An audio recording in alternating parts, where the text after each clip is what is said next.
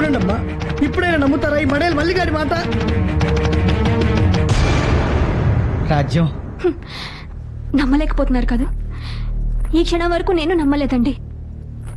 ఏ నేను వచ్చానని కంగారు పడుతున్నారా? లేక ఇలాంటి పరిస్థితుల్లో మిమ్మల్ని ఇలా చూసినందుకు సిగ్గుపడుతున్నారా? హా?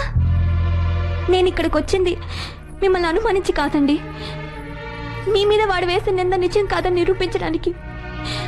కానీ మీరు ఆ అవకాశం నాకు ఇవ్వలేదు. రాజ్యం పొరపాటు పడుతున్నావే. ఇప్పటి వరకు నా మనసుని మోసం చేశారు, కానీ ఇప్పుడు నా కళ్ళని కూడా మోసం చేయాలని చూస్తున్నారు. మిమ్మల్ని ఆరాధించి ఆ రాముణ్ణి కూడా చిన్న చూపు చూశాను కదండి.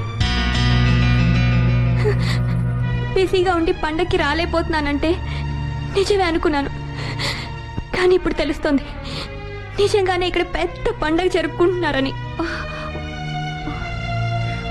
నన్ను ఎలాగో మర్చిపోయారు.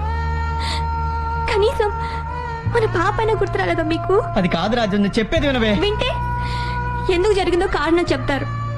తప్పు చేసే ప్రతి ఒక్కరు కారణం ముందే వెతుక్కుంటారండి.